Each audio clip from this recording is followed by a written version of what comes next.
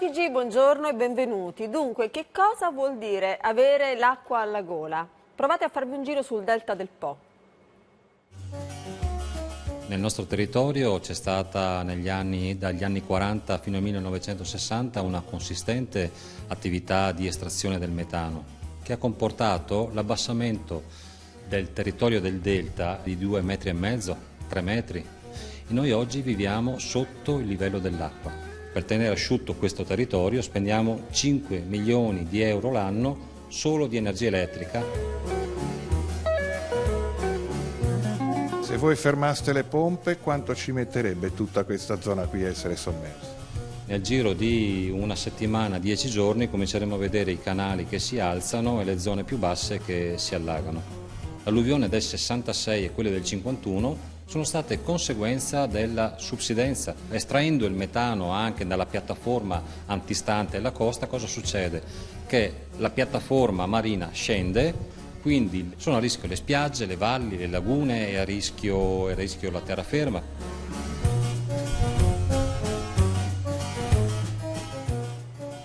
Avete appena sentito Giancarlo Mantovani, che è il presidente del Consorzio di Bonifica Delta del Po, intervistato da Giorgio Galleano sul tema della subsidenza, ovvero il progressivo lento abbassamento della crosta terrestre in corrispondenza di zone alluvionali, un fenomeno naturale.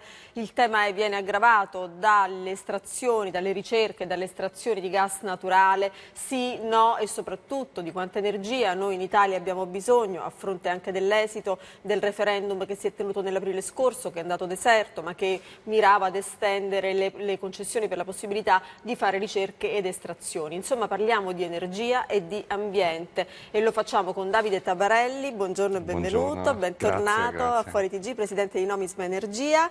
E poi siamo collegati, eccolo qua, e lo vedo già in collegamento con noi, con Augusto De Sanctis del Forum Italiano per i Movimenti per l'Acqua, che si trova a Pescara. Buongiorno e benvenuto a Fuori TG. Buongiorno, buongiorno. Tra poco dunque sentiremo su questo i nostri ospiti. Da quando abbiamo lanciato l'hashtag Trivelle abbiamo avuto commenti di tutti i tipi, tra un po' li vedremo. Cominciamo però dal sud, anche se abbiamo fatto all'inizio un affaccio sul delta del Po. Sempre Giorgio Galleano. Nel Golfo di Taranto e nel Mar Ionio. La rincorsa al pareggio di bilancio energetico passa anche per il Mar Ionio, coinvolto in un progetto di ricerca petrolifera esteso per ben 4.000 km². E poi abbiamo 9 permessi di ricerca a 1.000-2.000 metri. E sappiamo che a queste grandi profondità le tecnologie attuali non sono ancora idonee per intervenire. E poi ci sono anche tanti permessi a terra. Sì, ci sono 10 permessi di ricerca e ben 17 istanze di permesso di ricerca a terra. A poca distanza dalla Val d'Agri, dove in seguito alle trivellazioni è stato rilevato l'inquinamento di varie sorgenti e del lago Pertusillo, un nuovo progetto di ricerca di idrocarburi minaccia i Monti della Maddalena, un serbatoio naturale fra il Parco degli Appennini Lucani e la Certosa di Padula, che dà da bere a 2 regioni. 2.000 litri al secondo sul versante campano e 2.000 sul versante lucano. È una fonte insostituibile perché praticamente non si possono trovare altre risorse idriche di questo tipo. C'è incompatibilità tra questo sistema così fragile e importante, caratterizzato da rocce molto permeabili con cavità carsiche che dalla superficie vanno direttamente in falda, e le attività petrolifere. Calcoliamo poi che questa montagna è tra le più sismiche d'Italia. Qual è il problema? Bisogna cambiare l'approccio alle attività petrolifere. In questi territori così complessi e così vulnerabili all'inquinamento bisogna fare gli studi prima. Dove c'è fumo c'è arrosto. Ad Arborea, in Sardegna, gli eredi dei coloni giunti nel secolo scorso dal Veneto celebrano la festa annuale della polenta, ma quest'anno si festeggia anche la vittoria contro il progetto Eleonora, una ricerca di gas proposta dalla Saras dei Morati e respinta dal Consiglio di Stato. Voi avete vinto una battaglia, ma temete di perdere un'eventuale prossima guerra? Ma diciamo che il timore c'è, dobbiamo sempre comunque stare in allerta. Aspettiamo quelli che saranno gli esiti del referendum del 4 dicembre per cercare di capire quale sarà il destino delle autonomie locali. Sulla zona incombe poi una richiesta di prospezioni sismiche a mare con cannoni ad aria compressa su un'area grande come mezza Sardegna. Quello che in questo momento è certo va al di là dell'aspetto puramente naturalistico e l'impatto che si avrà su tutte le attività legate alla pesca, senz'altro.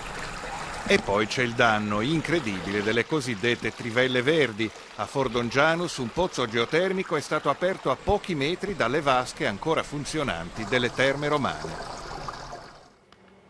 Ma quanto ce n'è, Tabarelli?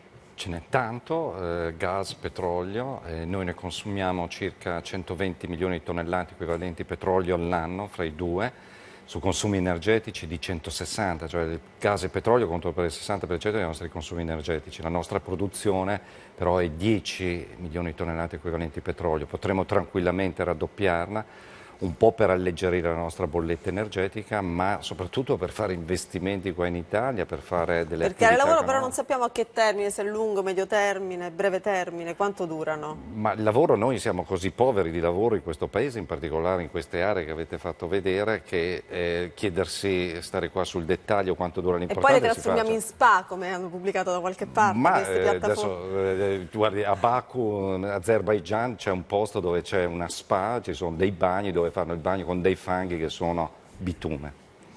Vabbè, allora sentiamo da Pescara, intanto vi leggo subito i tweet che ci sono arrivati e poi vorrei sentire da Pescara De Sanctis. Allora, Sandro Messi ci dice: perché il parere di scienziati e ricercatori scevri da conflitti di interesse non viene mai tenuto nella dovuta considerazione? Siamo sicuri che è così? Vediamone un altro. Eccolo, per alleggerire il costo dell'energia basta puntare sulle rinnovabili, poi su questo sentiremo di nuovo anche Tabarelli. Le lobby delle trivelle stanno uccidendo persone e territori. In che modo stanno uccidendo persone e territori, De Sanctis, dal suo punto di vista? Basta andare sul sito del governo degli Stati Uniti, dei geologi del governo degli Stati Uniti, e si può scaricare questo grafico che mostra l'andamento dei terremoti indotti dalle estrazioni petrolifere e dalle iniezioni dei loro reflui nel sottosuolo, e guardate come sono esplosi i terremoti negli ultimi anni.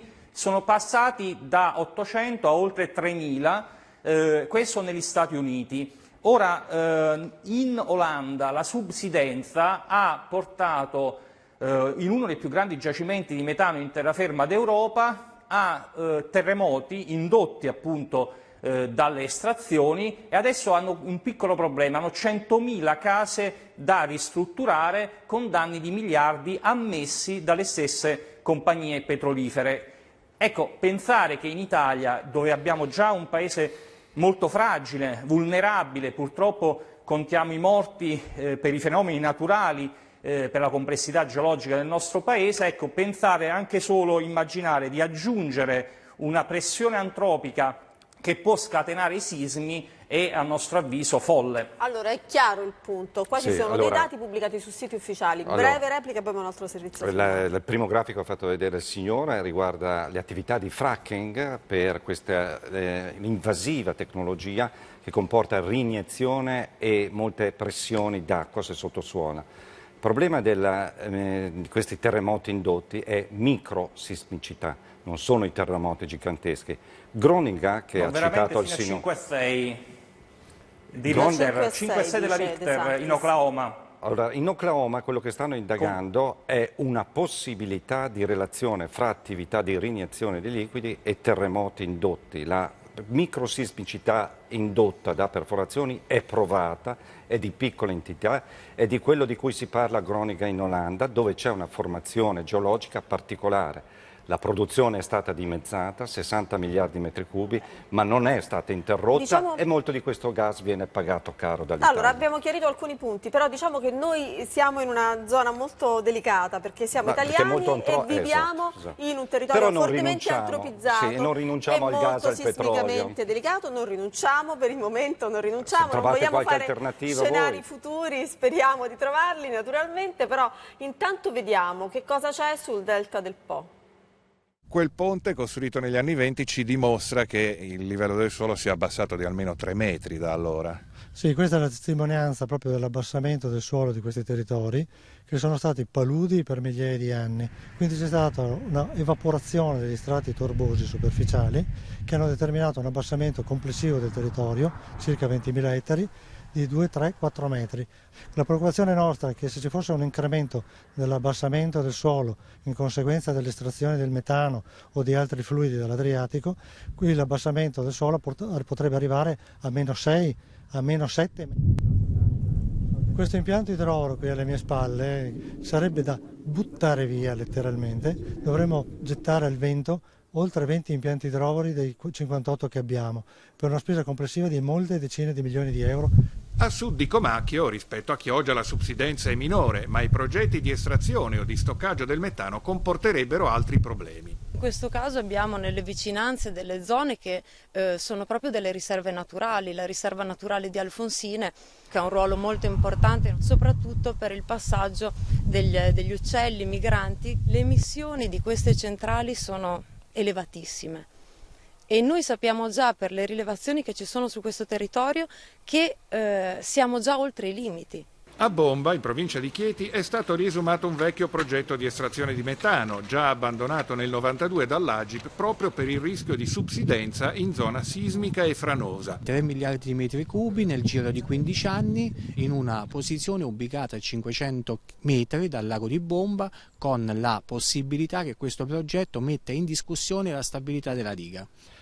Qui siamo proprio nel mezzo della frana che tuttora in movimento. Il simbolo è proprio questo tratto di superstrada realizzato tanto tempo fa e interrotto perché mentre veniva realizzato è semplicemente franato e caduto. Una volta estratto, il metano ancora a carico di zolfo dovrebbe essere convogliato 20 km più a nord tramite un costosissimo oleodotto per la raffinazione, un impianto ad alto rischio in un'area delicata. Qui siamo in piena zona di esondazione.